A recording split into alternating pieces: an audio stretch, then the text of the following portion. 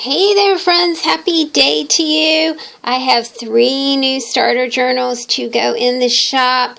I have been very into the color purple lately. It just seems like every time that I'm taking a fabric that I gravitate to off the shelf, it's purple.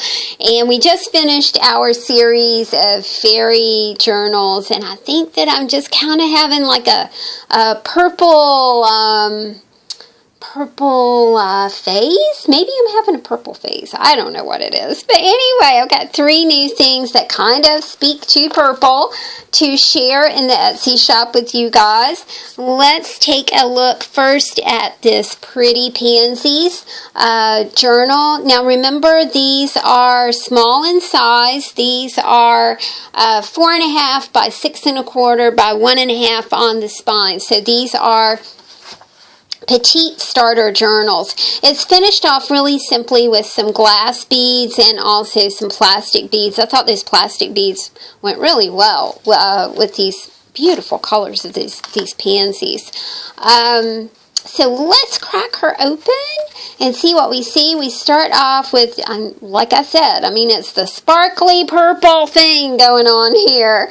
This is a little mini book for you guys, and it's got a very sparkly little cover on it. Some inspiration for your home. I've talked several times about my house being somewhere between a frat house and a farmhouse and a storage facility for musical equipment. I also just watched a Jennibellie video about creating sacred spaces. She created a portable sacred space, and I thought, now that is really, really smart, because a lot of times, you don't have a personal area that you can go to and create. I think I am super lucky because I do. I have an upstairs spare bedroom that is never in use as a bedroom, and I have my little art things set up here. I feel like this is my sacred space, but it needs some paint, and it needs a few, really needs paint. I'm looking around and I'm thinking, oh my goodness, it really needs paint. My house was built in 1949. It is an old house, and it just seems like it just always needs, it needs a little perking up. Now, my living room has, it's more of a media room. There's a leather sofa in there that we've had for 10 years that I keep covered in sheets because of the dogs. And then we have movie posters in there, and the TV, and that's about it for that room. I have a living room area that's really nice that has a piano in it and nothing else, because it's kind of weird. It's a weird room. I am very grateful for it because it's a nice, big, wide open area should I ever, need something like that. Like I said, the house was built in 49. It doesn't have things like, the living room downstairs doesn't have an overhead light. People used lamps, I guess, back then. A lot of lamps. These are our vintage text pages, y'all. This is a beautiful Get Well card. It says, hope you're feeling better and have a nice Easter day. And it's signed by Dorothy Edgersby. And it's got this beautiful gold trim on it, you guys. It is absolutely gorgeous. We've got vintage arithmetic papers for you. I think this is a French dictionary, I think, or an Italian dictionary. Might be an Italian dictionary. Hold tag, of course. Lots of pretty papers for you to play with. Lots of inspiring things. Maybe this little journal will inspire you to think about your spaces and what you want to do. I am of the mind that you appreciate what you have. So I would never walk through my house and go, oh, this needs done and that needs done and this isn't right. I know this is weird, but I often put my hand against my walls and just say thank you. Thank you for the house. Thank you for the roof. Thank you that I'm walking on a floor. Thank you for my stairs. Thank you for my private little space upstairs. Thank you for my sunroom. Thank you for the yard that the dogs run in. Thank you that I have a door.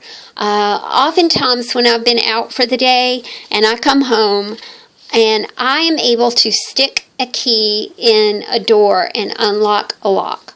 That's meaningful. Sometimes it's not these giant big things in your life. It's small things. It's the small things that mean so much. There's a great new song called Dream Small. And I'll have to get the lyrics for you guys. It's very sweet, and it addresses the small things of life, those precious moments, those tiny little slivers that just mean so much. I was in the, sorry y'all, I'm just gabbing away. This is a lovely little journal. It's got a lot of shimmer to it, beautiful butterflies. It's finished off with some plastic beads right here. I was telling you guys I was at the craft shop the other day. I was at Michael's, and I was picking up some paper, and I ran into a grandma and her granddaughter. Now, her granddaughter is in the cart. She can't be over 5 years old, but Grandma is effusive. Oh, Matilda, look at this paper. What you and I could do with this paper. Oh, look at these rhinestones. Aren't they beautiful? So the little girl, I have to admit, is not so interested in everything as her grandma is so excited about being able to have her little granddaughter. I did talk to them for just a minute. I said, you guys are just so cute. They were looking for fairy paper, and I pointed them to some fairy paper. And I said, it sounds like you guys are just going to have so much fun. And Grandma said, oh, we are going to have a blast. She is here for a whole week, and we are going to play with art the whole time. And it almost made me cry. I was like, oh my goodness. The only person that I had like that in my life was my uncle, who passed away.